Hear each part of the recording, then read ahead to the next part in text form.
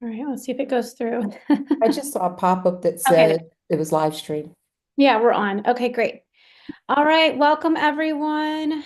I am Brandi Smith with Perfect 10 Physical Therapy and Performance Training.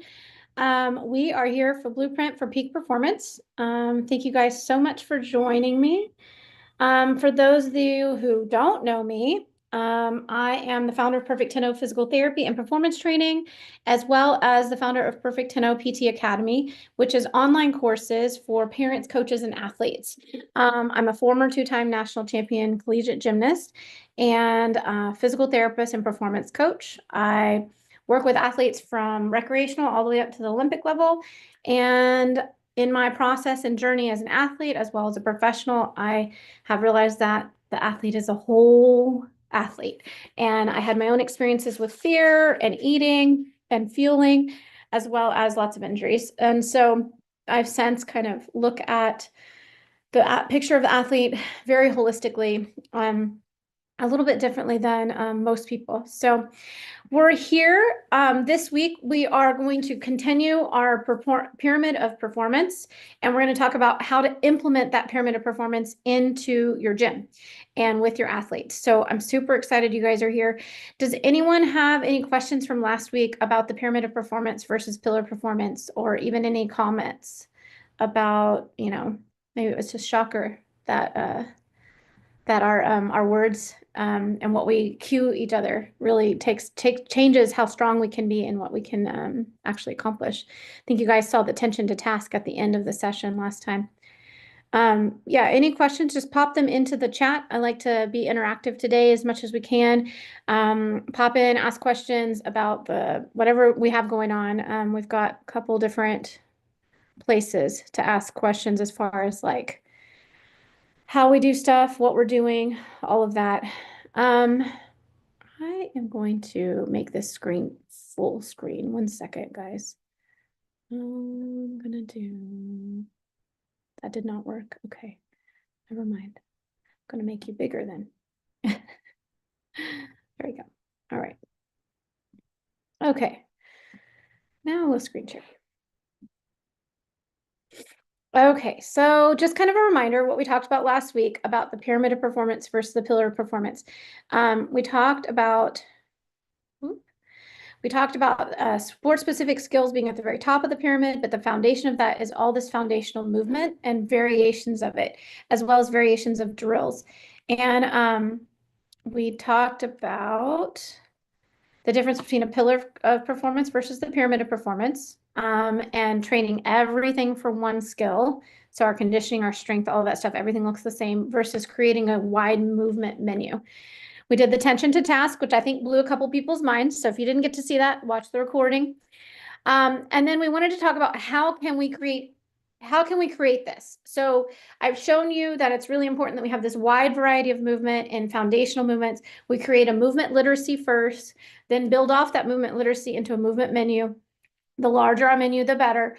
And then from there, we can start to hone in towards something that's really skill specific. We talked about how 60 to 70% of our training should be in the lower end of the pyramid, which is a lot of that variable stuff, right? So truly right here, it's about divided correctly. 60 to 70% of my time should be spent doing variations of things that will all lead us eventually towards the sport specific stuff. But really only 30 to 40% of our work should be in that sport specific, skill specific stuff. And then I gave the example of the volleyball player and how we did things backwards, right? To go forwards. So I want to talk about how can we create, and I want to kind of throw out some ideas and just kind of maybe hear any of you guys who maybe have done a little bit of this kind of things, but how can we create a place in the gym very easily where we can get some variability of movement and work on some of those movement literacy things like crawling, army crawling, log rolling, um, you know, actually kneeling and running, and how can we work on some of these foundational developmental movements, the movement literacy pieces, right? which is just like also moving my body individually. Like my fingers should all move individually. My toes, a lot of gymnasts' toes are like locked in. They should be able to wiggle their toes, right?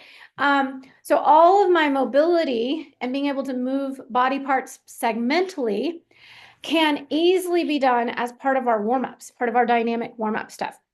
And so a lot of examples of ways to do that is bear crawling, but the problem is most people go forward all the time. So bear crawl forward, backwards, sideways, crab walking, forward, back, sideways. So if I'm bear crawling, I'm forward. If I'm crab walking, I'm getting my posterior chain working. So now I've got some backward stuff happening in my body instead of all in the front of my body.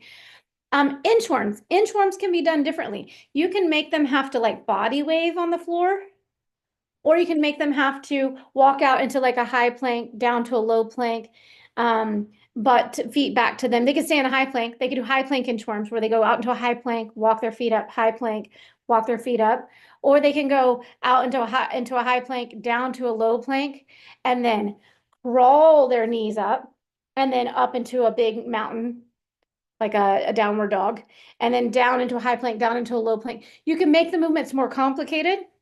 And the more you want to start off easy, right? And make sure that there is some form of mastery, but you want to find that just right challenge. So it wants to be fun and also just right challenge. So as I'm sequencing things and I'm making this like weird inchworm where I have to go from, a high plank to a low plank, and then I'm on my forearms and I'm actually kind of crawling my knees up to my elbows. Then I pop up into a downward dog, into a mountain, right? That is quite a advanced movement pattern. And so what's great is you're sequencing together movements. And what did we say last time? If we sequence together more than 3 movements, we create a movement sentence. And that movement sentence actually starts to develop our language center at the same time as we're doing our movement stuff. So there's a lot of different ways to do it. And I would say change it up. Like that's the key. But I wouldn't give that really long movement sentence to the first time I do inchworms. I would do a very basic inchworm. And it'd be interesting to try to see how many of your athletes could actually try to figure out how to body wave themselves on their bellies, because there's a lot that won't be able to. Another way to do inchworms would be side to side, where they have to try to wiggle. So one arm is long while the other arm is like, we almost call them like slithering lizards. They're almost like lizards. And I'll actually demonstrate that because I think it's going to be a little too much to describe, but I'll demonstrate it here in a second. Another thing is duck walks, because we need our ankles to move and our knees to bend. Our hips should be able to go out and they should be able to go in. So I should walk forwards, walk backwards, sideways duck walking. You can change their feet positions on their duck walks. All of those things help improve mobility and control, coordination, and you're increasing their motor centers. Developmental movement patterns, which are some of my favorite. Army crawling, crawling forward and backwards on their hands and knees, rolling left and right. And then we can also do dynamic sports movements as part of our warm-up. Kicks, squat, vertical, squat, jump, vertical, squat, jump, broad, monster cartwheels, like exaggerated big movements, and doing them both directions. Side and left, right and left cartwheels, squat jumping, forwards, backwards, sideways, all of it. Jump half turns in part of it. So you could do a squat, jump vertical, jump broad. Combine them. So you start making some combos. And then you can add 3 together and you make a motor sentence, right? So I love doing all of these different activities. I do have some jump stuff. When we get to talking about variability of training, I'll probably ask you guys what you guys want to see, because I do have some jump training separate from this presentation that we can also pull out if you guys want to look at it. Army crawling. So one way that I love to do army crawling, I put up the balance beams at different heights. And so you can either do different height balance beams or different height mats, or a combination of the two, where there's like a balance beam where there's only enough room that they could actually fit their body underneath completely flat, right? So there's not a lot of room on one of them at least. And then another one, and we also we did this with the coaches as well. So I like doing it with coaches, but different body sizes, right? So if I have, I can turn my mats to where I have double mat stack on one side or even a triple, depending on how high the beams are, a triple, a double, and a single mat, and then all the way down to the hard landing surface, so that we have a wide variety of heights for them to crawl underneath to for different body types. And then I always had one low beam with the mat underneath it, where there's just only enough space.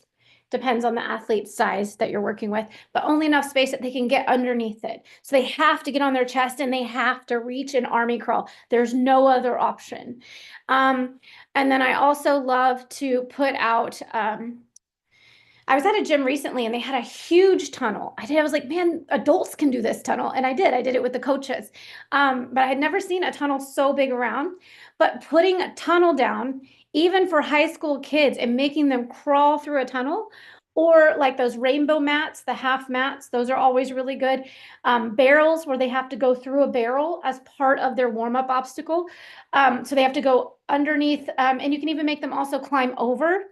So you can have, like, depending on how many beams you have set up, they have to go under so many beams, over, under, over, which we've done under overs before as gymnasts, but the goal was just to hop over it as fast as you can because we're doing cardio, right?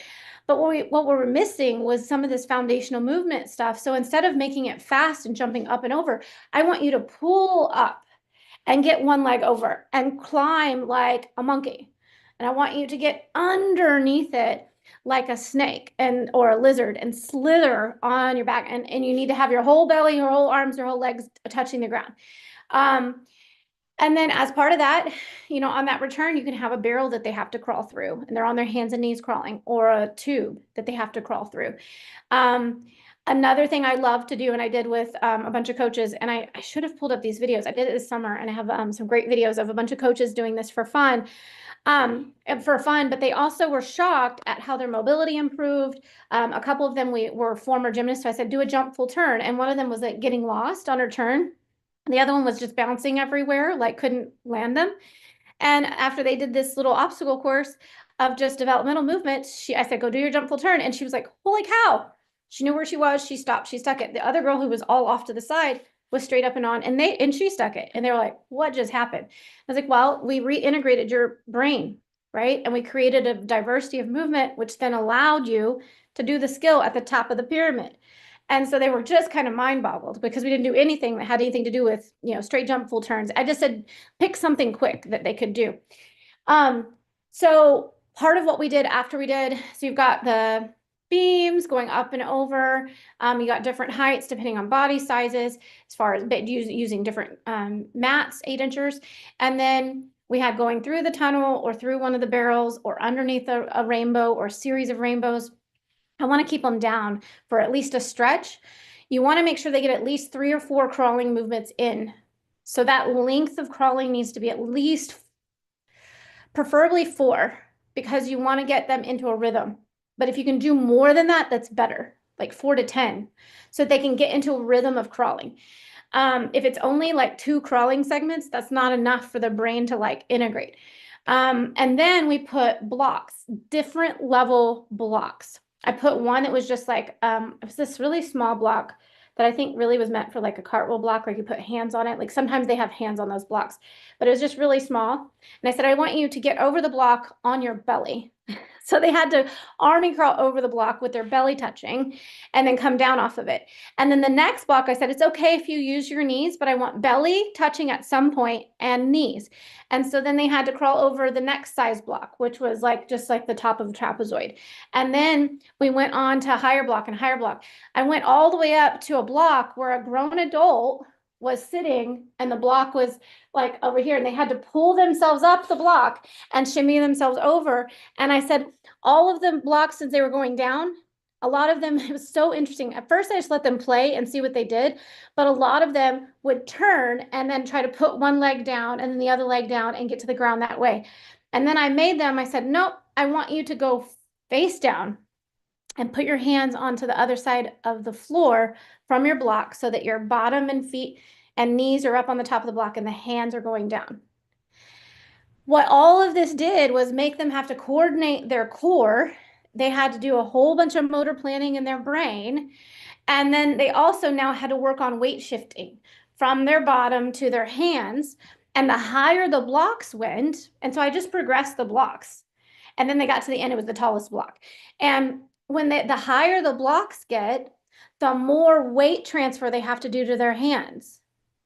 Their vestibular system's getting this input of transferring forward. Their arms, their proprioception, everything's getting this input, which is amazing if you're trying to go towards the top of the pyramid, right?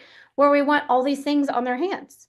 And we want this nice core rib cage pelvis connection, this nice straight body. That's the most common shape in gymnastics.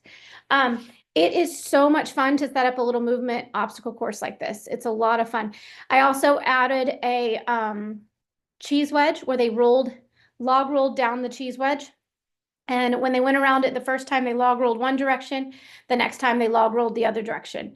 You can also do just log rolls on the floor. But there were so many that rolled themselves off of the wedge. And that tells us something about their vestibular system. They need to log roll. And so you can put a target at the end where they look for something when they log roll, or you can just start to kind of teach them. So I went over to them, grown adults, because I was working with coaches at the time. I've done this with kids as well. But I went over to them and I said, I want you to lead with your head. And then I would roll them so that their head would go. You would see all these things where like the legs crossed over first, or their pelvis would lift off the ground while their feet and their shoulders were still down. So they're trying to lead with their pelvis. Those things are not going to help you developmentally, and you're losing connection with your core. If my legs are leading or my pelvis is leading, you want to lead with the eyes and the body will follow. Wherever my eyes go, the body will follow. Like that is just a known statement, but no one trains it except for on full turns because everybody's afraid of falling off full turn. But no one trains what actually leads to that full turn. So these log rolls down the thing at the top of the pyramid is a full turn. These log rolls down the cheese mat at the top of the pyramid is someone who actually twists a gainer full, a Yurchenko full, a round up back handspring full, double full, triple full in eventually. Twist with their arms and their heads and their legs and their hips all going in the same direction. But we have so many athletes twisting with their head this way, their arms one way, their feet the other way, or one of the two. Like there's a combo of however it shows up. So rolling is super important to practice, and it's a great part of your warm up. And so this is like not just a movement warm up, it's movement, muscle, neuro, brain, like all of the things are actually working at the same time. So this is a lot of fun, cool things you can do. I would love to hear some input. I'm going to stop screen share for a second. I would love to hear some input from you guys as to maybe some different ways you guys have done warm-ups. There is also on YouTube, you can also Google just for like fun and doing things differently. Animal movement yoga flow or animal movement warm-ups, like animal movement stuff. And you'll find that there's a like slew of different ways to move like an animal. I want you guys to think about, because I want to find out what you guys are like using or have thought of using, or maybe I just triggered something and you're like, hey, what if I could do this for warm up? What do you think? So think about that for a second while I demonstrate to you guys what I meant by like lizard. There's also these things called gecko push-ups. Like you can find those online. But like what I meant by lizard crawling, and this is like a really great one, is where I'm basically like reaching out long on one side and I'm closed here. And then I'm reaching out long and I'm closed here. Or you can do alternating, reaching out, closing, reaching out, closing on the ground. So there's a lot of different ways to crawl and move. And there's no really right or wrong. It's just practicing it all. So if I'm here, I can go, I'm going to reach, and I'm not really going to move across the floor if I do this part, but I'm going to reach, and I'm going to come close together. And then I'm going to reach, and I'm going to come close together. And this is a body side pattern that's used before babies crawl. And so this is really good done on like a really slick mat. And if your athletes are like in long tights, that's even better. But you can still you want to be able to freely move. And sometimes carpet can get a little too much, but if your carpet's not too sticky, it's okay. So I'm just long on one side while I close on the other. And I look towards that side. And so this is just a movement warm up. And like, okay, we're warming up. Now we're going to reach and crawl. Reach and crawl. And so now they're just army crawling. So they can go straight into an army crawl there. There's all these like fun gecko push-up stuff where you can go like this. You go here, you gecko to the side, and then you reach across, and you gecko to the side, and you reach across, and you go knee to elbow. So they're just fun movement patterns. What's happening with those gecko things is the same thing though. I'm shortening and lengthening on the other side, and it activates the brain in a really cool way for movement, for foundations. All right, so any thoughts on ideas, things you've already done? Go ahead, Sean. Yeah, the when you showed that just then, I thought to like not that one specifically, but I would for warm up when I would have my students, my athletes do like rocking back and forth lunges and go down to knees and then come back up. But also closer to that, even after warm up, I have them do bear crawl or panther crawl. Like I think they've called them panther crawls on the balance beams for that, which also trains their stability and their balance in that way. Since I have I think I think I How can are they use. doing the panther crawls on the Oh, beach? it's like the it's basically crawling on all fours. We're keeping it there, but I make them keep their knees off the beam while they crawl along the balance beam. Keep their knees off. So they're crawling like a chameleon. Oh, but they're on their toes. They're kind of on their toes and the balls of their feet. The toes and the balls of their feet. So they're on the balls of their feet and Yeah. they have so is it more like this? Like, I guess I'm trying to understand completely. So they're more down like this, Yep, with their and ideal, yes, like that. Yep. right? So they've got their feet together Yeah, and then they're like and putting they're crawling. yep, that I have them do that on the balance beam. Yeah. Only if they're capable. Right, for sure. Yeah. So Most of yeah, I them, mean, and what I mean by a that lot of is them like, are. They just can struggle. Some of them just struggle if the child if the child is like some of the skinny children don't have much problem with it, and the others that are less skinny, like their strength weight ratio is different. So but most of them, like if they fall, they'll just get back and do it. And I say like get back and keep going with it. So if yeah. they, so a couple ways if they struggle, okay, Hmm. because this is a very narrow base of support. So when you Right. look at movement patterns, it's actually not the bottom line movement literacy. The bottom line Ah, movement literacy, like, so the movement literacy, the bottom line movement of that movement that you just showed me would be yeah. Right. Okay. so, so you can change what you just did, which is good. But for it's not bad what you're doing. It's good. But if you have athletes who they don't have a movement literacy to pull from, you can Mm, back them down. So you've got a narrow beam and they're doing it hand, feet like this, right? yeah. You can widen it to a road. Do you know what I'm talking about? Yeah. The road mats. So you widen them to a road. Now they have a wider base to work from. Right. And then if they're still struggling, or what I would actually do leading up to it is crawl them, like have them, this is a good one. So obstacle course station wise, get on the floor, give them a distance. They have to get at least 4 or 5 crawls in, crawl, and then crawl up a wedge to your beam, then do those walks you're doing. But have a Ah. couple beams set up so that you have one that's a narrow beam and one that's a road. So then those athletes that are Ah. less coordinated and are still struggling and need Mm, probably maybe more time crawling, you can mm, put them on the road and they have ah. a wider base. And then those athletes that are still struggling, I would just leave them crawling, like have them Mm, crawl on a line.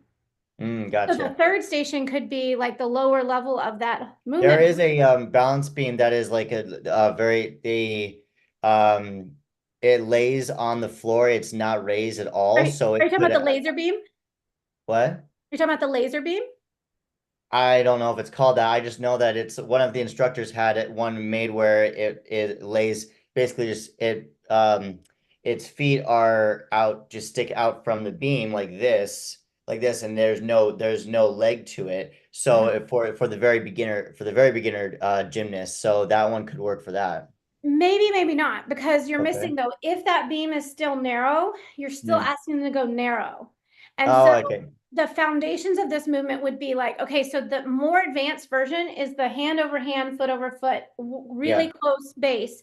But Yeah. I would crawl them, like I said, on the floor, up a wedge to that beam. And then Okay. that way you've got a foundational movement going up to an advanced movement. Hmm. And then you can put a second level down, like a level down from that would be to do roads, so they have more wider base. And then I would just put them on the floor because if they're not coordinated, they need to spend more time Yeah. coordinating the pattern of movement. Does Okay. that make sense? But Yeah. that way you Most have of them are three coordinated. varieties and you can meet the athlete where they are right then. Mm-hmm. Gotcha. I like that though. It's a good way. And now the other thing you can do to change that up is crawl them backwards. Mm. It's very advanced. Very advanced to go backwards, hand over hand, feet over feet. But you will have athletes that can do that. But you'll probably have more that need to go on their hands and knees on the or maybe on their feet on the roads. And you may have even more than you did Mm. forward on the floor themselves, just crawling backwards. So Okay. I would definitely recommend doing both directions with Okay. that same setup that you already have that I Okay. mentioned. I'll see what I can do. Yeah, give it a try. Would love to hear how it goes. Have them try something beforehand. Like like have them do a handstand or have them do Mm. something that requires some kind of core coordination that Gotcha. they're very aware that they are struggling with, right? So maybe handstand, they can feel that they're weeble wobbling. Mm. Another thing you can do is like have a teammate push down on them on their shoulders. Mm. You can do it. Line them all up, push down, push down, push down. And you'll see when the lack of core is there, they'll give, Yep. buckle, right?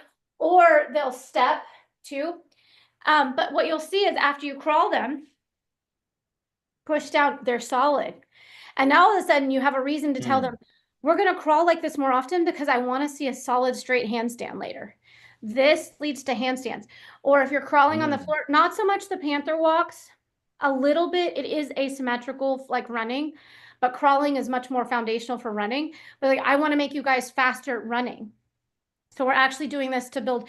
You have to relate depends on what age and how much buy-in you already have with your athletes, but it helps to relate what it is we're doing down here at the bottom of the pyramid to the top of the pyramid. Mm.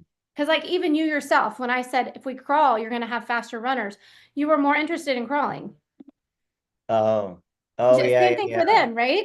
Why are we doing this baby stuff? Why are we going through Gotcha. the preschool equipment, I right? do have, gotcha. I do have them I've had them in the past do a jump like in the lunge stance, jump and switch their feet in the opposite lunge stance. So I've had them do that during warm up time to do so jump straddle, not straddle, but jump split Which squat stance and then go back and forth, and they've done some of them have done that. go diagonals, side to side. Mm. Go, so like this Mm. is straight on. Do Yeah. 45-degree angles, do side to side. I did an article for USICA, the United States Elite Coaching Association, 108 ways to squat. Oh 108 wow. ways to squat. So there are a lot of ways. So the point being is there's nothing wrong, right? I'm just going to give you my legs so you can see my knees. But you're saying that you're doing something like this. Correct. Okay, so you go like this, and maybe you add a jump, or maybe you just cross them. It doesn't Yep. matter. Yep. And then you can come together and go and together. Mm, gotcha. Come together and go here. Together. Gotcha. Come out here. Right. Almost. I have them do the And then Cossack go squat too. back. You ask them to Oh, jump nice. back, they're going to be like, what? Very nice. Ask them to Gotcha. jump backwards together. I Backwards, and I'm at a diagonal. Then straight back. And straight gotcha. back. Nice. That's different than forward. Do you see? Gotcha. I have So them very do like nearly quickly, every time the Cossack squat, the sideways lunge squat. I do that with them like every warm up too. yeah, but all of a sudden though, look how much variety of directions that my ears got, Gotcha. my Gotcha. brain's got. I have to Gotcha. save it. That Mm. helps you prepare for when you don't land perfect. Oh yeah, you're right. Yep, I get that. I get it. Yeah, if you never practice going off to the side, coming together, how are Hmm. you supposed to save anything? Right. Oh, you're right. Yep. You mean from a dismount?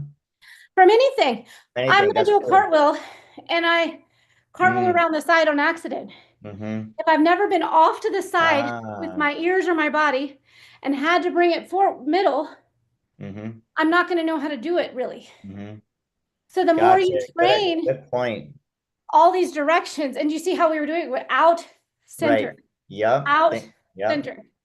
Thank you for showing it. That helps me remember way more. Good. I'm glad. Michael, come on in. Howdy. Uh, okay, so mine's more of a planning.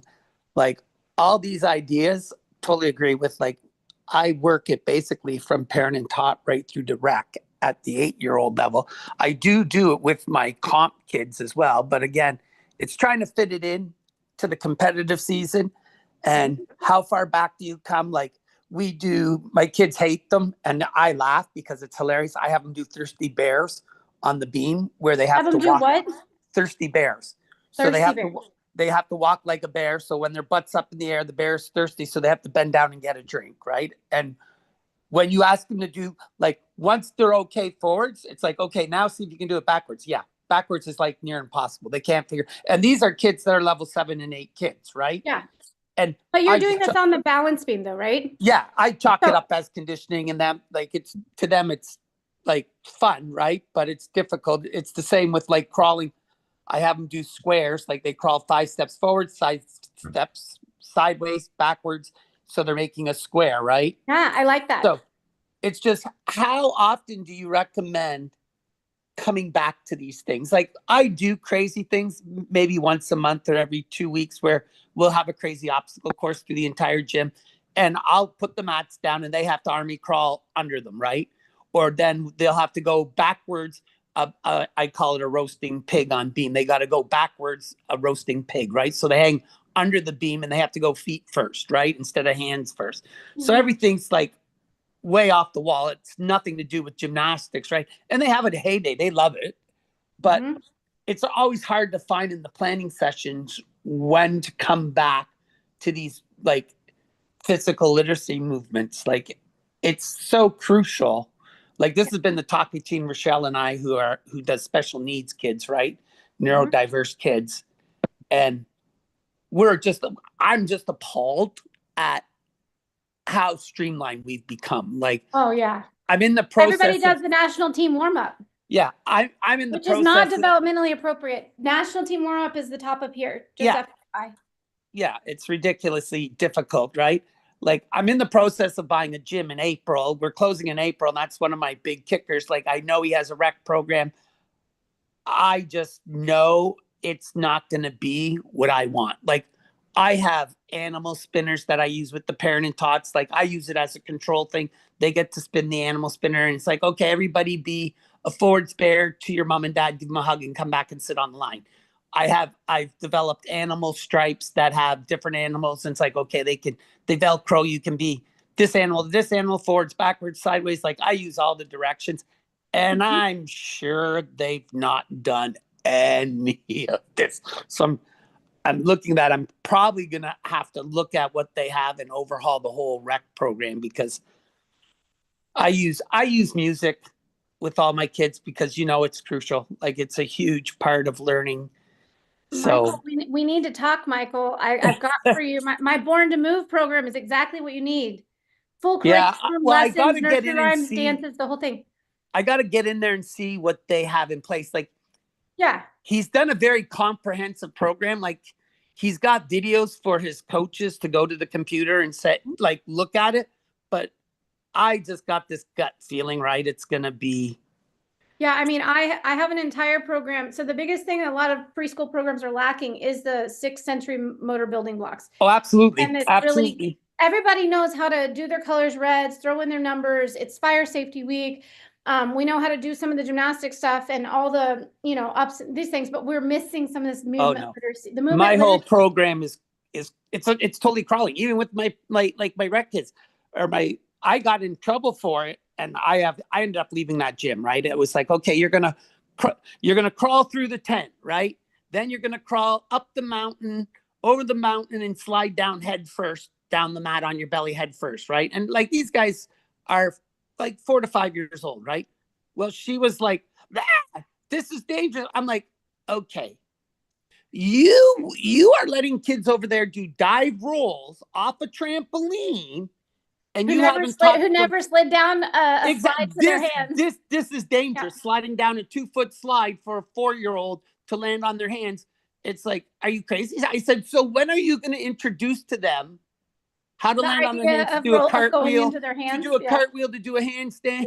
Yeah. I was done. I left. It was like, yeah, this is ridiculous. Like, Yeah. you're just asking for a lawsuit. Like, seriously. Like, Yeah.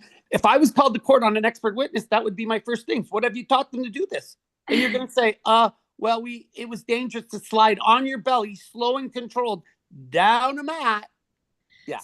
So in answer though to your question about how to integrate this, right? So what I love is that description that you talked about, where like we have this weird day where everything is opposites and we're doing all these weird movements and it's fun, but it's hard and it's work because there are things they haven't done. Those are really great days for like, right? So a couple ways. When Nicole Langevin came in, we talked about you have microcycles throughout a macro cycle of a season, right? Yeah. And so after each one of those meets, you need to have one day. If you have room for 2, that's great, but at least one day of a meet wrap up. What are you proud of? What are you proud of mentally, emotionally, physically? What did you learn? What do you want to do again? What do you want to Would improve? it be beneficial to do it I'm thinking to benefit the competition, wouldn't it be better like a week before, like have a microcycle in there where it's like, okay, we're just going to back off and have like hit one routine and maybe do some motor skill obstacle courses and then do your competition? Because to me, it's going to be an asset. Like you said, you see the difference. There's 2 places I would put it. One is that immediate day after the meet where you have this wrap up I was just describing. Yeah, just the downtime, wise, right? Yeah. Yeah, that would be movement-wise, perfect. movement-wise, you have this time where not only did you do a meet wrap up for them emotionally and mentally, but now we're going to go and have some good physical fun time, but it's hard. And we're down here at the bottom of the movement menu. We're at the bottom of the pyramid doing movement literacy stuff. And it's foreign, it's new, it's novice, it is. It's hard. So now we're like challenging their brain in a movement way, which gets their brain prepped for the next meet. I spend my whole time laughing at them, right? Them trying to figure out like, but that's scary to think of them like watching them frustrated about trying to go backwards, right? Yeah, but that motor planning, that part, right? That's, how remember how Nicole had the mental game starts to rise as the physical gain is declining. Right. So what's happening is we're creating movement places to make their mind work so that we're prepping the mind for the increased mental that's required as season goes by. So one place I would put it is the day after the meet when everybody comes back and there's a recovery time, do a meet wrap up and do this type of game, this fun stuff. Yeah. Now you would still do basics and maybe, a few cleanup things, but it wouldn't be like, you have to hit these things. There's not that. Yeah. But then again, I would say like somewhere at the beginning, it would be good to do a couple of things. I don't think you have to. This is the other thing that a lot of coaches and us humans tend to be is we're all or nothing people. And so like that day that you described or the whole day, that was kind of, that's a really good thing to have at the end of season during that. What's recommended by William Sands during microcycles is that you take 2 to 3 weeks, and depending on the athlete, even up to 6 weeks for the Olympic level, you need to take longer for that recovery. But because they've been competing 2 seasons, it's a lot going on with an elite season. That's a totally. But when you're talking some about of them are taking 2 years. Well, that's also the case sometimes. Yeah, there's a lot of unpacking that has to happen from big events like that. But at the end of just a normal JO, Excel, DP, sorry, it's not JO anymore, developmental program, you would take 2 or 3 weeks of like foundational movement where nothing really looks like gymnastics. You might do gymnastics basics, but you're not like all of a sudden jumping into upgrades and stuff. You're doing a bunch of movement literacy and movement menu varieties and strength and flexibility and mobility and dynamic mobility. That looks really good. Like that big whole thing you talked about. Yeah. Right after season for the first 2 to 3 weeks. And that's longer than most people take. Some gyms take 1 week, which used to not even be existence. But sometimes they're taking a whole week just off at home doing nothing.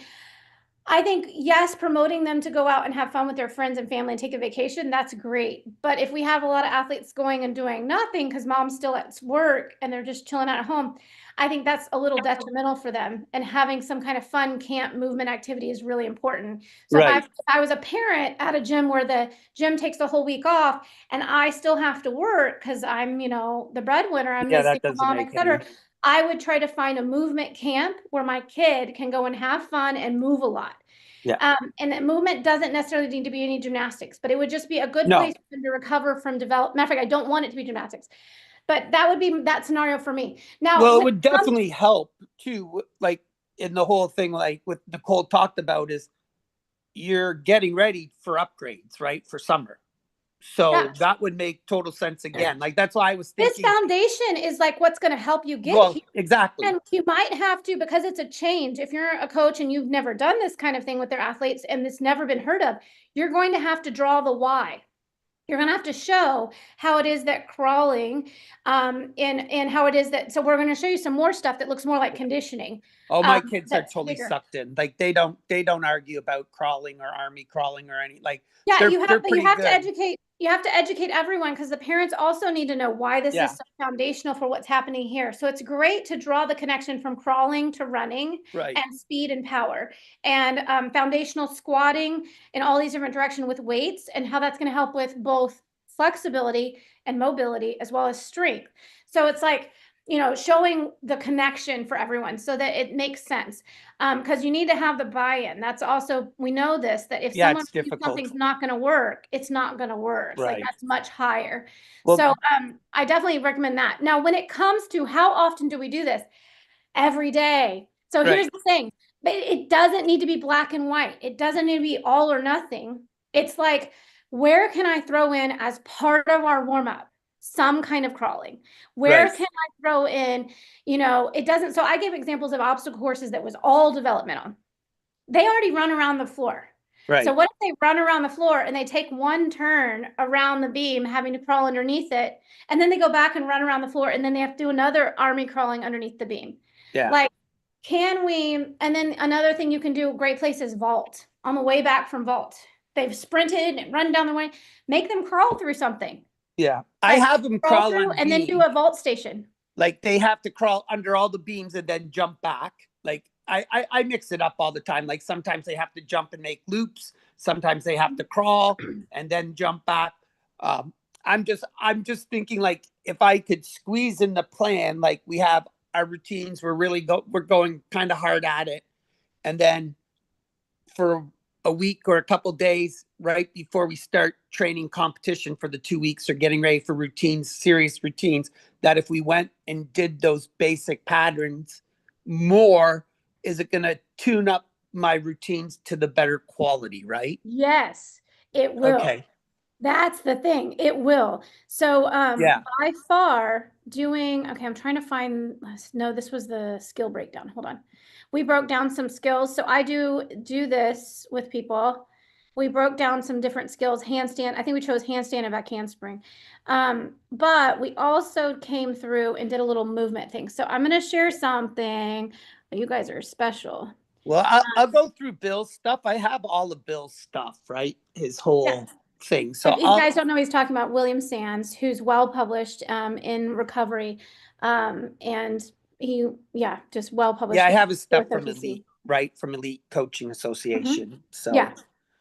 I'll I run mean, through he it one has more time. he has some, he does really good on the periodization stuff, but he doesn't always give you exact ways, right? Right. So these are some exact implementation ways, like crawling back through, like integrating those things. Now he talks very big picture, like we talked about earlier, about like needing to have some fun and some non-gymnastic stuff a little bit after a meet, just a little in there, thrown in there, Right. right?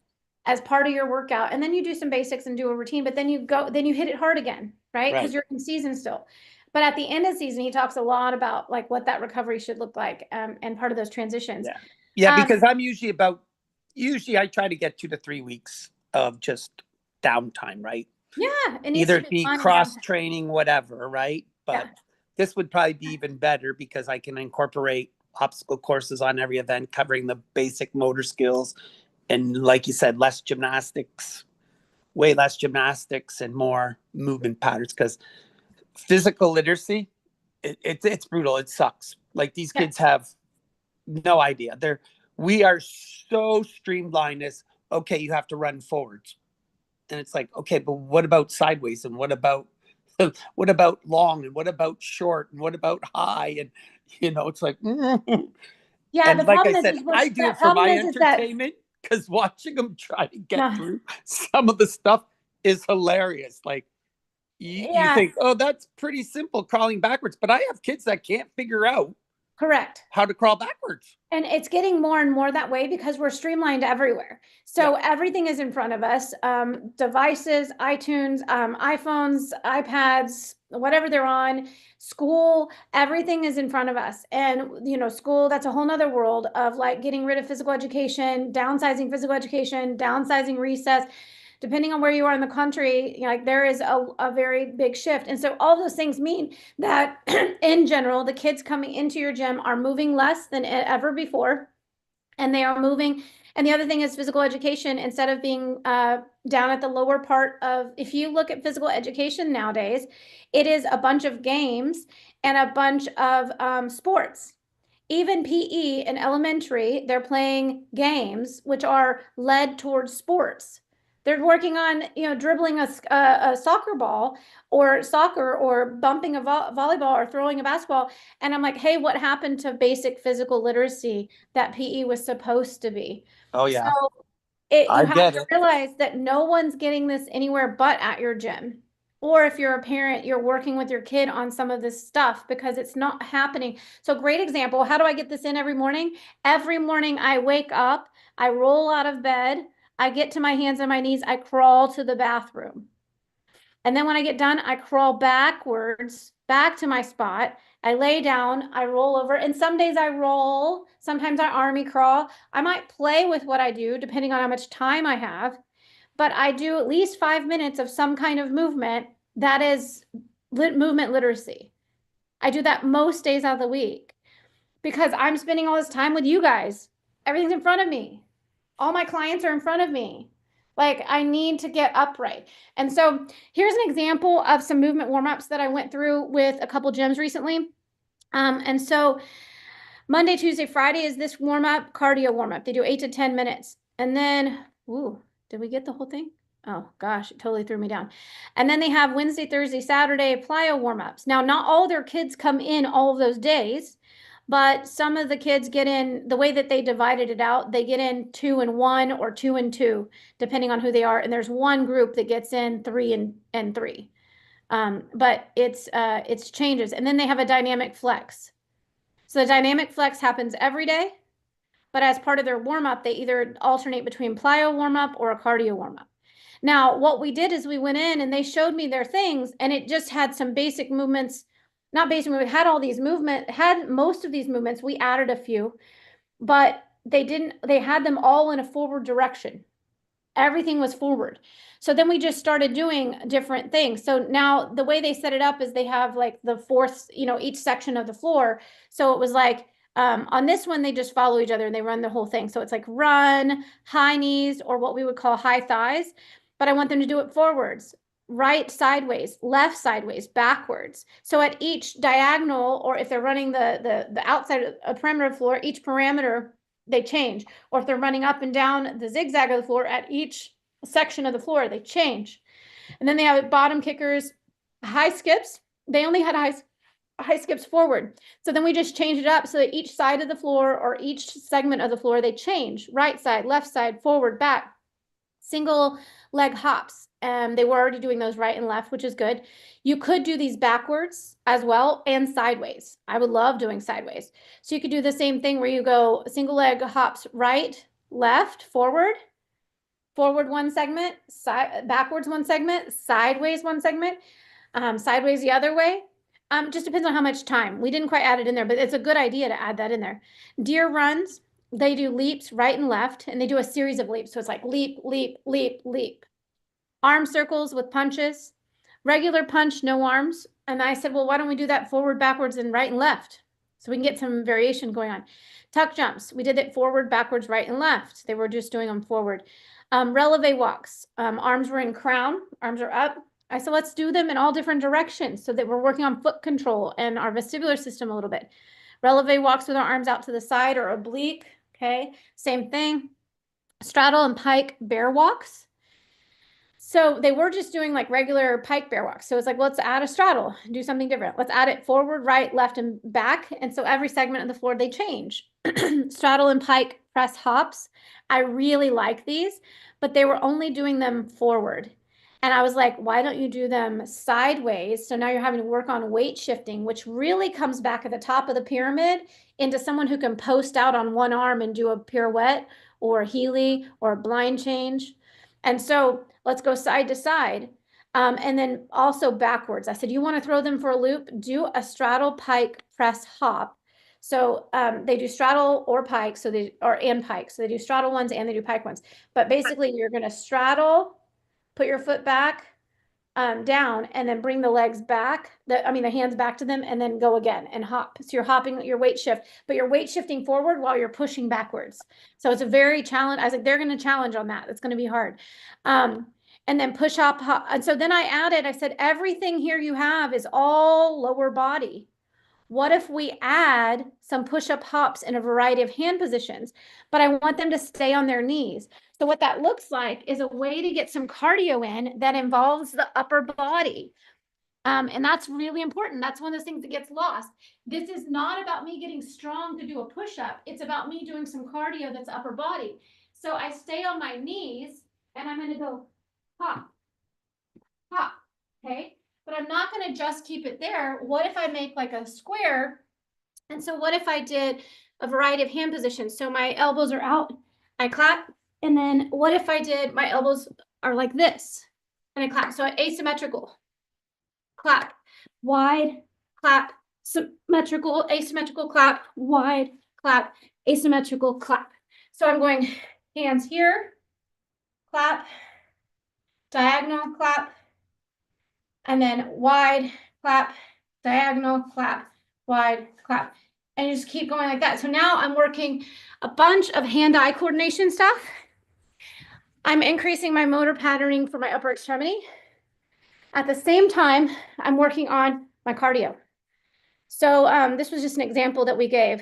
What else do we play with? So that was a cardio warm-up. And then these were some plyos that they were already doing. And what they do is they have one, because at that point, they only have half the floor. So they have one panel with jumps and blocks and another panel that's a return panel. And so they would go up, down on the panels, jumping. And then what if we did frog jumps backwards? So I had them flip this, do something backwards.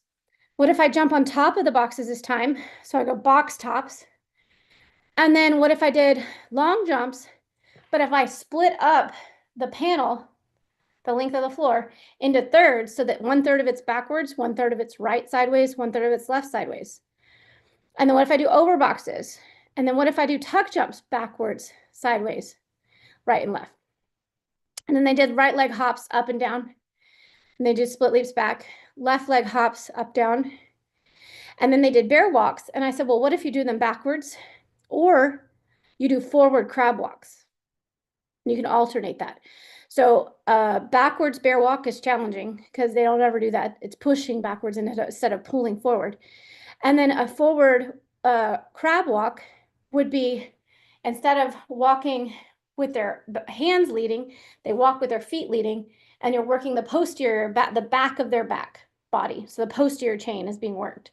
So we very intentionally kind of balance this stuff out. Sideways jumps left, up and down, and then zigzag punches. And so I said, what if you do zigzag punches halfway forward, halfway backwards? And then sideways jumps. So they did right up and down. I said, okay, well then on our way back, they did jumping lunges. And I said, well, what if you, on the advanced way, so there'll be a bunch of athletes that can't do this, but advanced, for those that can do it and can sequence things together well, what if you did backwards jumping lunges? And they have to move backwards instead of forwards. Back jump up and down the panels. I changed this. I said, I want you to go backwards up and down the panels, right? And then what if we did crab walks backwards, leading with our arms? So we actually have the crab walks in there twice, which is not bad. Oh no, this was forward. Okay, so these were forward crab walks. So what if we walked backwards, leading with our arms this time with our crab walks? And then we have some advanced things that they could do where I said, well, if you have them and they're looking pretty good, you could add some sequencing, right? You could add up, down, and when they land on the ground, so they go up on the mat, down on the ground. When they land on the ground, they do a vertical jump. Then they jump from the vertical jump to the mat, up, down, vertical jump. So you're adding some sequencing. You could also do an up, down, half turn, and then a backwards jump, up, down, half turn. So they're jumping forward, up, down, half turn, backwards, up, down, half turn. And I would complete the turn. So keep going the same way. And then once they complete that turn, make them turn the other way. Now it starts to get more complicated. So you have to have an athlete that can sequence this. Okay, if it's not going well, you need to back them back and just say, okay, just do backwards, up, downs. And then we had side jumps with a half turn. So jump up onto the mat sideways, half turn, jump down. Jump up onto the mat, half turn the other way, jump down off the mat, half turn the other way. So now they're jumping and turning sideways, up and down. This is challenging for the vestibular system, but it's really good to prevent injuries, ankle, knee, hip. It's really good to teach an athlete how to stay on to something, how if they get off sideways a little bit, they can pull themselves straight because you're having this turning while momentum is pulling them another way. So this is a lot of fun, but again, advanced.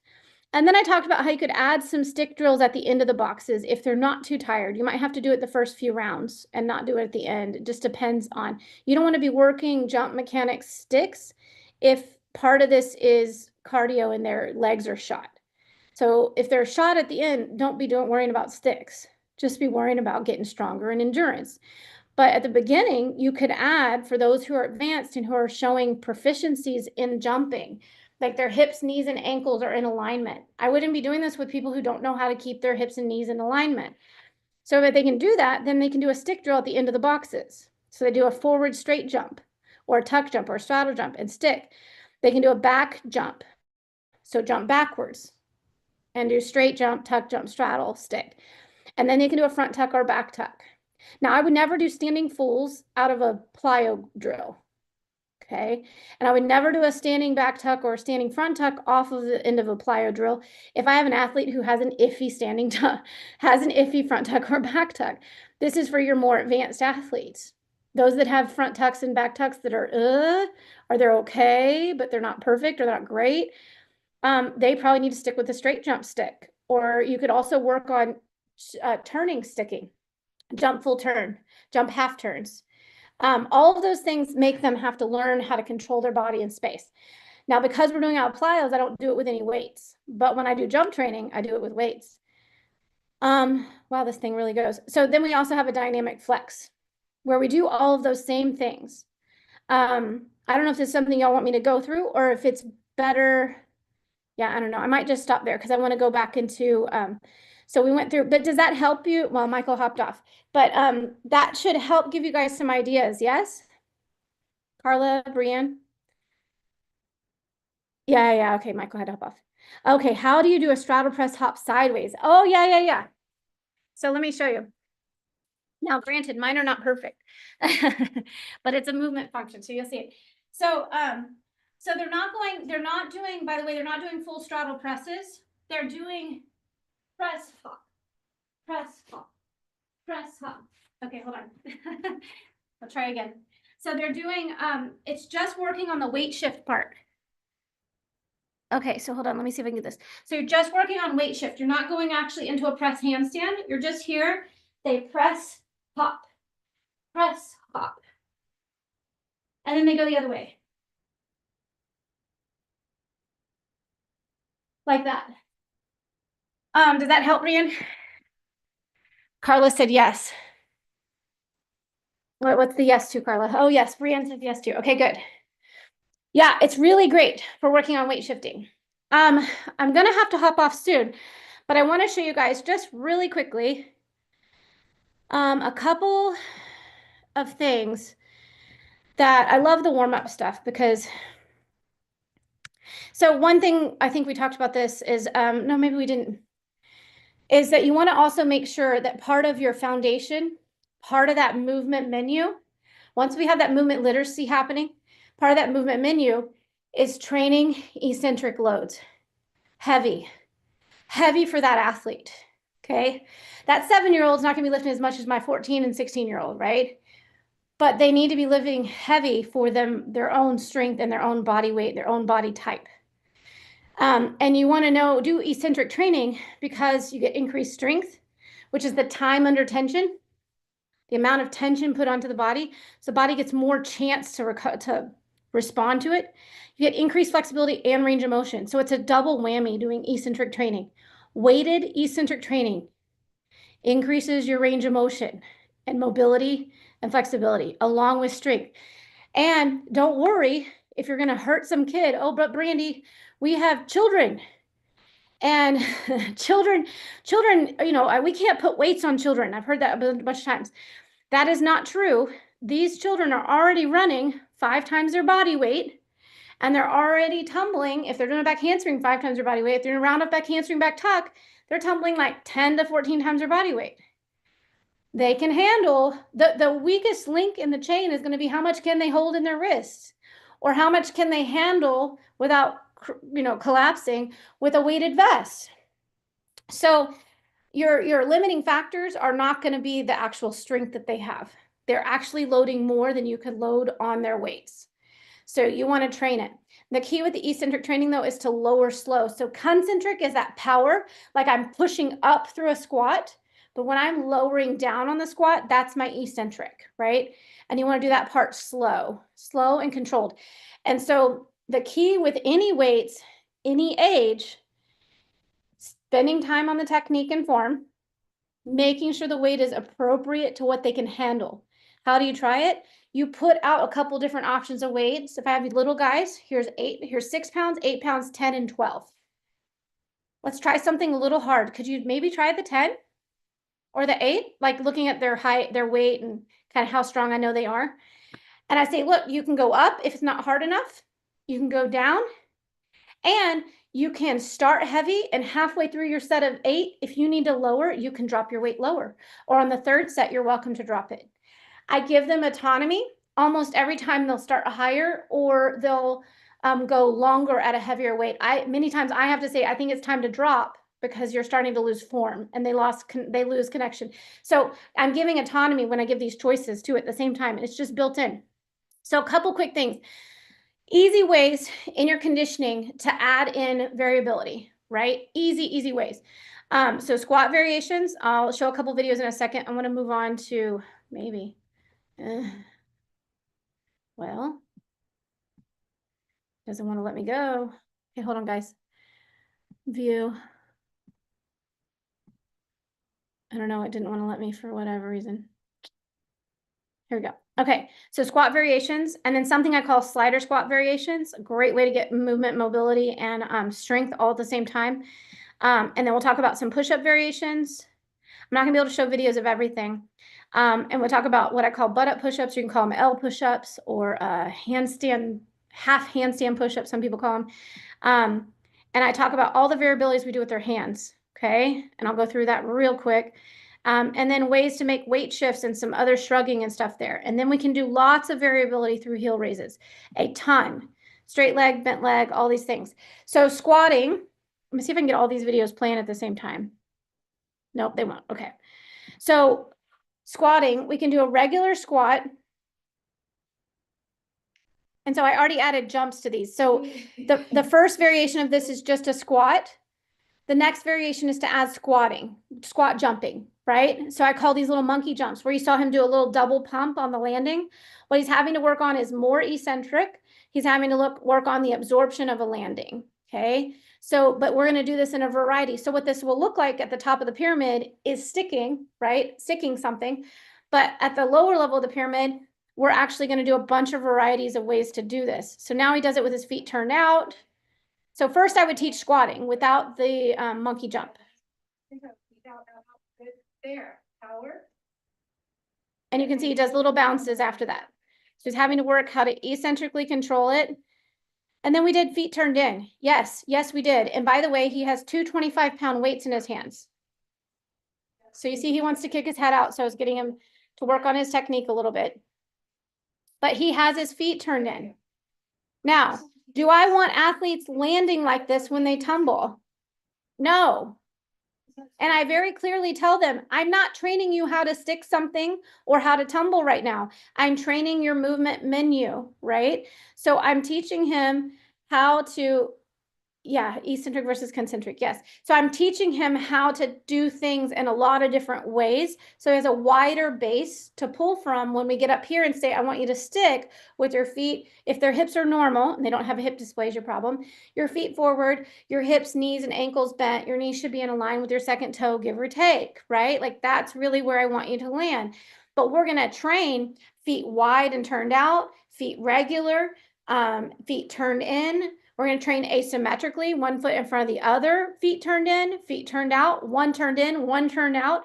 Like these are weird ways to land, but you can do all of these squats with those weights. And what I do is I do a variety of them. I don't do big numbers. I do 3 to 5 regular, 3 to 5 feet turned out, 3 to 5 feet turned in, 3 to 5 asymmetrical, switch, 3 to 5 do something funky. I don't care. And by the time he's done a lot of squats and a lot of jumping. And it doesn't really feel like it. And now another variation is, I love this. This is single leg stuff. I call them slider squats. Again, he's got two 25 pounds. Drop your bottom. You see how your knee wants to go? There you go. Yeah, so I'm teaching him a little bit about squatting. Now, if I want to work on letting his knee go further forward, you can. It's not a bad thing at a low level to allow the knee to go past the toes. Right? You can work pistol squats, piston squats, like sideways squats. There's another one called a dragon squat. So what's happening right now, though, is his brain is trying to figure out how to do these different movements.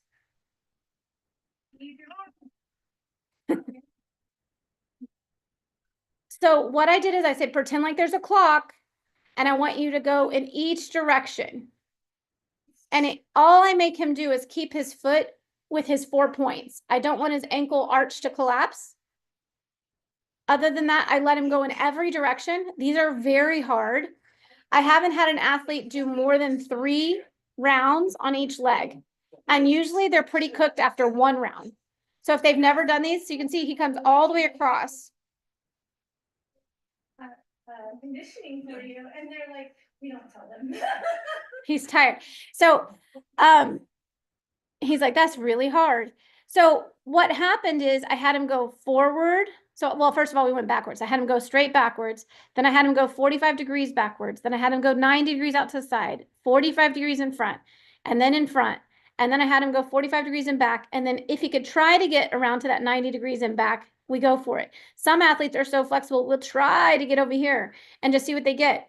Now, the important part is the lowering. So if they can't get back up after they've gotten down, I'm totally fine if they put a little weight down on their weights and they push the weight until they can catch the control with their muscles, and then they use the muscles the rest of the way up. It's hard. And then when you have them do it on the other side, it becomes even harder because they usually have one side that works better than the other. There you go. You can let your knee go forward a little bit. So that one, his knee didn't go forward at all. So I want him to go for him here. Now I might train another athlete who needs to work on control, let their knee go past their toes. Yeah. It doesn't really matter. For him, he was coming back from something specific. But this is just, you can play with this. You also can play with the bottom leg foot position, foot turned in, foot forward, foot turned out. If I do that, I'll only do 1 round each foot position because it's hard. This is a lot of hard work. So he'll continue around in that way. And then another way is, how can I do push-up variations, right? So there's a lot of different ways to do push-up variations. So first of all, I'm on tennis balls. I loved using tennis balls because it creates arches in your hands, which are needed to help support when you tumble through your hands. So I also make sure that they know that their smiley faces need to be kissing. The little, some people call them elbow butts, but like their smiley face is what I call them. But it's your antecubital fossa, that little line in your elbow where you bend. They should be kissing. And there should be a straight line between shoulder, elbow, down into my 3rd finger. You can see this is nice and straight. Okay, if they're falling out to the side or one side of the tennis balls, I get them to try to fix that. Now, we do have a drill where we work on all those different directions and do a variety of movements in the wrist, okay? But this is just an example of variations for push-ups, okay? Elbows in. Elbows are in. I want to see you here with your elbows out. Elbows out. I want to see them wide. Wide. I want to see them close. I want to see them round off. Now, I cannot tell you how many gymnasts cannot do a round off push-up given how many round offs they do. So I love this one. It makes this side be long. This side has to compress. It's back to a little bit of developmental movement, patterning. If they struggle with this, they might need to go back to doing some army crawling or that little exercise I showed you that's like the wiggle before the army crawl. It's really important. Yeah, and now if they cannot manage that on a high plank position, I'll have them work on trying, the next level is to try to work on doing the lowering in a high plank, and then they can drop their knees to come back up. So they lower in a high plank and they drop their knees, come back up. Now, if they can't do that and keep that rib cage pelvis connected, they do it all together. They do everything on their knees. They do the whole thing on their knees. Thanks, Sean, for coming. And then the next variation to this is I do all those same things, but with their feet on a block. Now, the higher the block goes, the more weight being put through the arms, right? And so here I'll let them play with the tennis balls.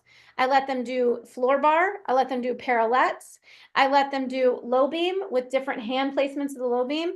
So hands like so, hands, if they do one hand in front of the other, I switch them and do both. And you do the same push-up variations, all the different push-up variations as much as you can, including the round off. So close, elbows in, elbows wide, elbows out, wide. You can't do wide on the balance beam, clearly. You can't do wide on the balance beam, but you can turn them sideways to the balance beam and they have to go wide, like in this grip, right? Like a cartwheel handstand. Dismount. You can work on all of those. So all the different gripping though will help you. And I do have an Instagram post with a bunch of videos of this. And then I play with all the hand placements. I just put a block. This is like on a low block. She could go even higher. And the higher you go, the more the bottom goes over the head, the more everything, you're challenging the vestibular system, the more weight you're going to get through the arms. So proprioception and strength. I just put a block at the end of a low beam. Yeah. And then weight shifts where they're here and they go shoulder to shoulder. And I also do in the same position scapular mobility stuff. And what that might look like, let me kind of show you guys. Scapular mobility stuff upside down. They're going to be here. Okay. And the shoulder blades are going to go up and down. I'm going to have them circle backwards, circle forward.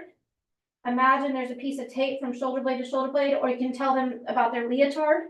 They want to stretch the leotard or the tape, and then they want to wrinkle it. Stretch it, wrinkle it.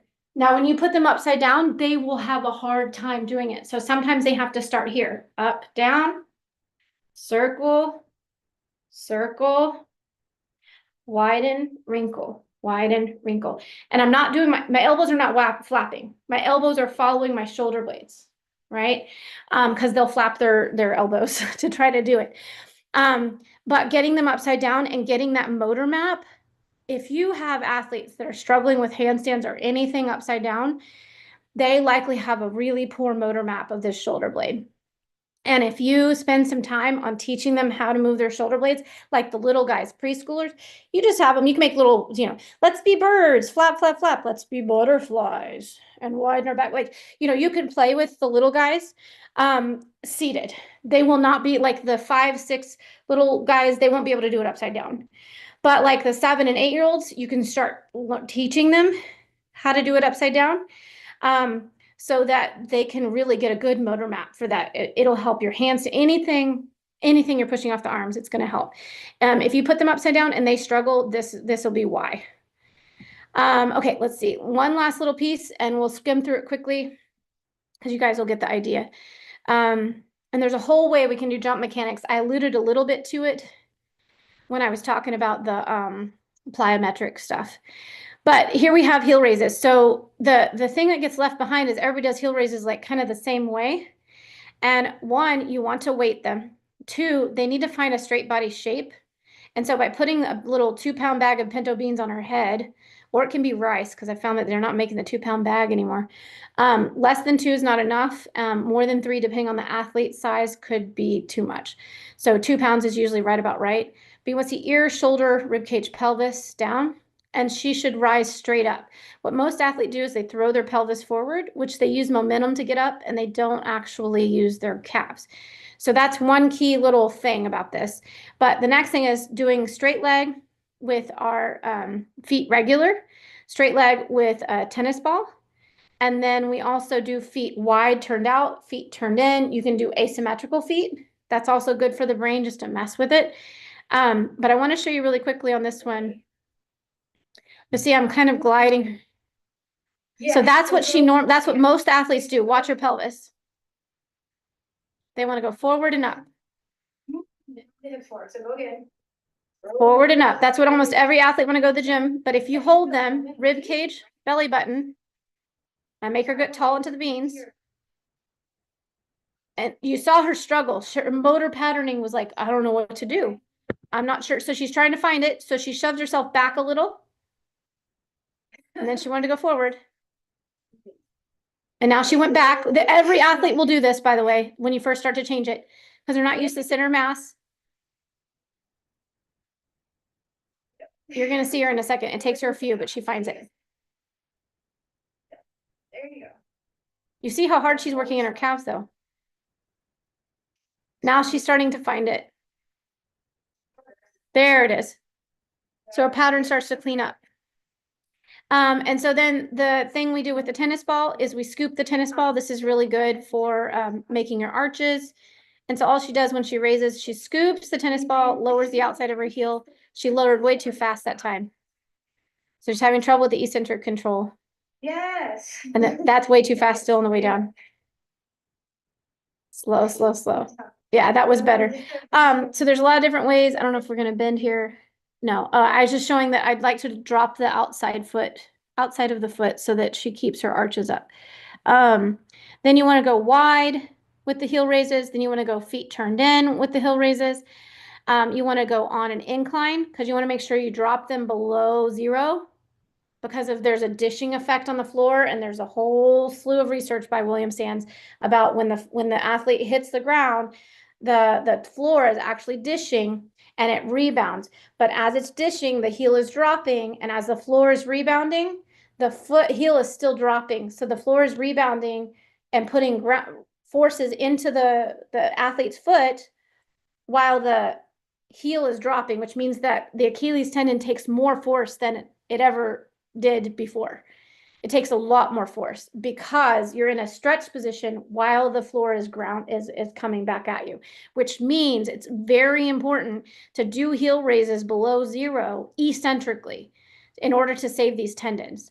This has been well researched by William Sands, Dr. Bill Sands. William Sands is his publication name, but he showed a bunch. Basically, the floors are too fast. Floors are faster than our athletes can tumble, all of them. And he believes part of the reason we're having so many Achilles issues and probably Severs in the younger kids, but he was looking at Achilles tendon in particular.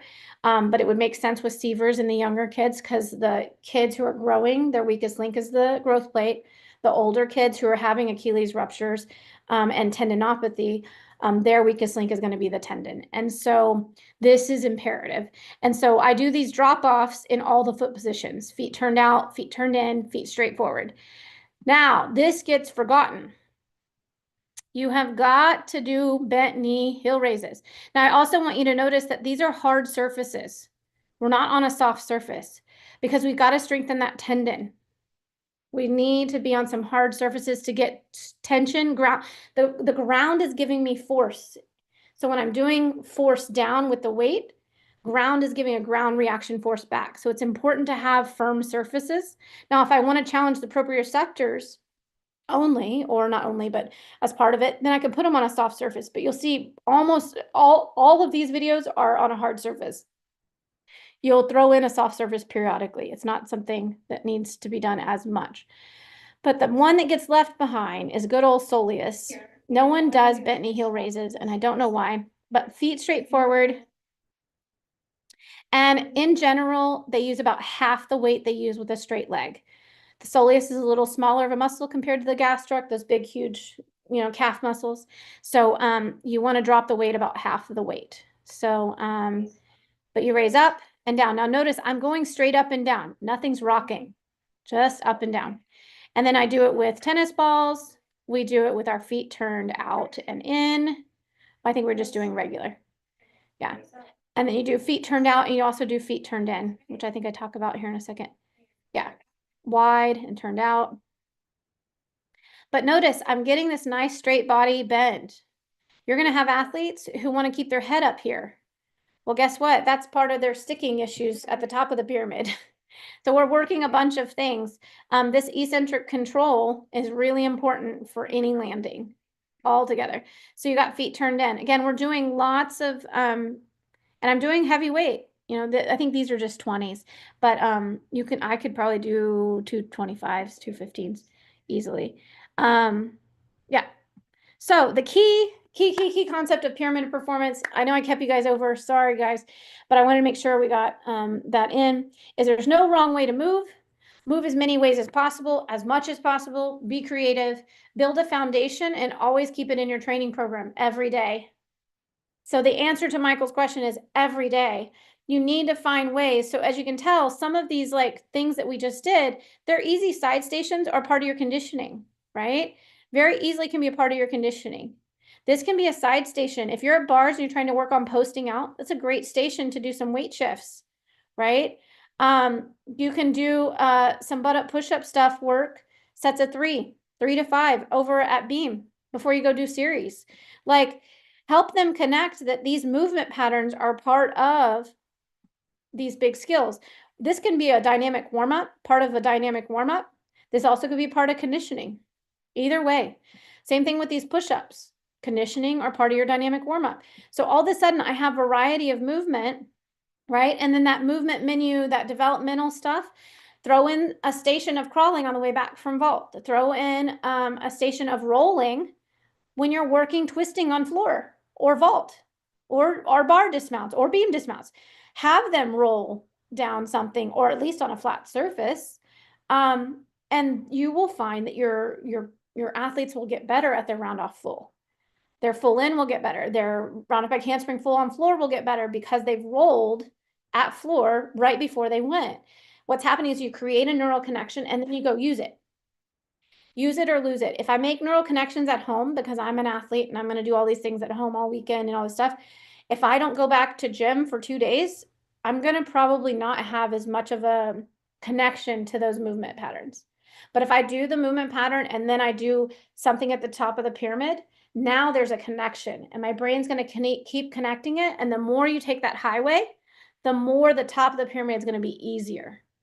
So I really can't tell you how much it is do this stuff every day, but just sprinkle it in. It does not have to be all or nothing. It just needs to be a piece of it. So the bulk of your training should be in the bottom of the pyramid with less time at the sport specific stuff. And you got to think about quality versus over quantity when it comes to sport specific stuff. The sport specific stuff is where you get your overtraining. It's not from this foundational movement stuff. Like the foundational movement stuff down here is not where you're going to get your overuse injuries. It's going to be training too much percentage up here. This being trained more and more will build this much easier. So thank you guys so much for hanging on today. I hope you guys enjoyed it. Any questions really quick before you go, or any thoughts? I would love thoughts, Brianne or Carla.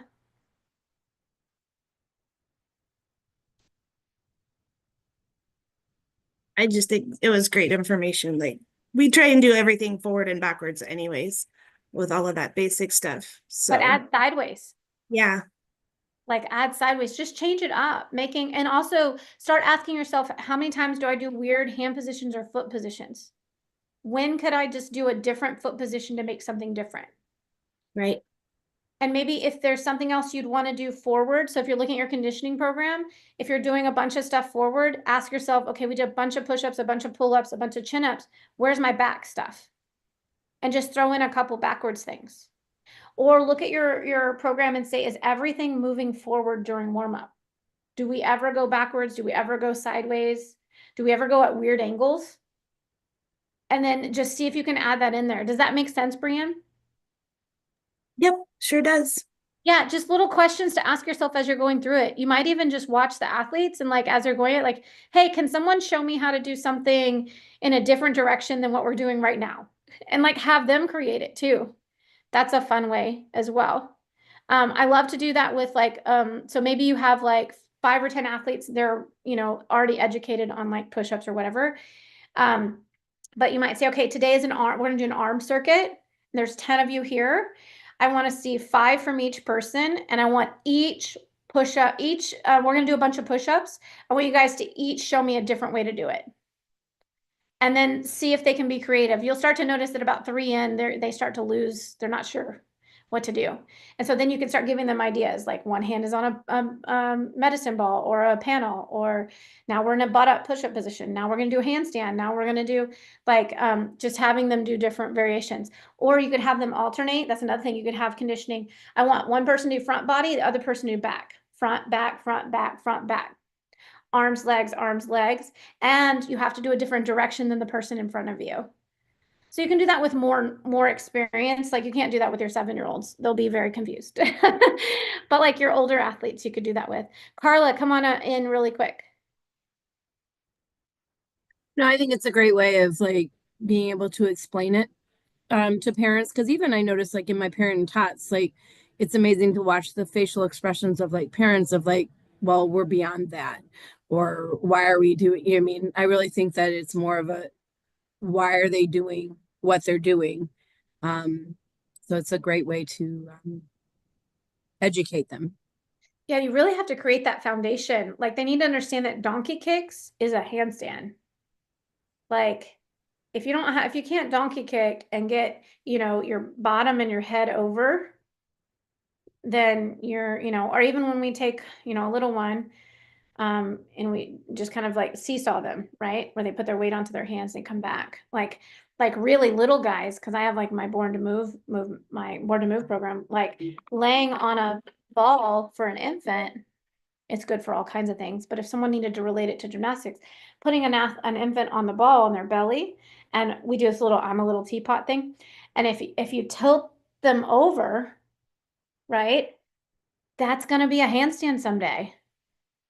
But regardless, it's really good for their vestibular system and their core control, their head control, all of those things, which lead to all kinds of other stuff.